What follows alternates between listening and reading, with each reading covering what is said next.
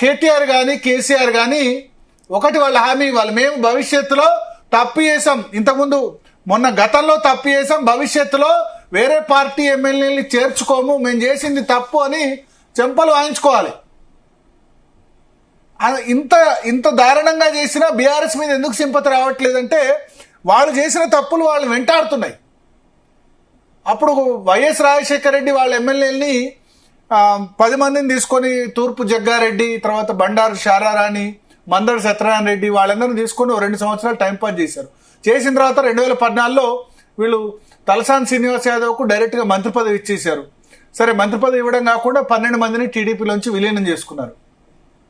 విలీనం అని చెప్పారు, దాని మీద యాక్షన్ తీసుకోలేదు. కాంగ్రెస్ ఎమ్మెల్యేని ఒక 7-8 మందిని జాయిన్ చేసుకున్నారు. సరే, 2014లో ప్రజలు ఎందుకు ఎక్స్క్యూజ్ చేశారంటే వీళ్ళ ప్రభుత్వాన్ని కూలగొట్టే ప్రయత్నం చేస్తున్నారు, 63 మంది ఎమ్మెల్యేలు ఉన్నారు, చంద్రబాబు నాయుడు ప్రభుత్వం చేస్తున్నారని ఆ సమయంలో ఎవరు ఏం అనలేదు.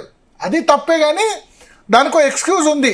అవతల వాడు మన ఎమ్మెల్యేని కొనాలని చూస్తే కామ్గా ఉండం కదా అని చెప్పి అనుకున్నారు. 2019లో బీఆర్ఎస్కు 88 సీట్లు వచ్చినా సరే ఆ 12 మంది కాంగ్రెస్ ఎమ్మెల్యేని తీసుకోవడాన్ని ఎవరు కూడా సపోర్ట్ చేయరు. ఆ పాపం ఎప్పటికి కూడా వెంటాడుతుంది కేసీఆర్ను.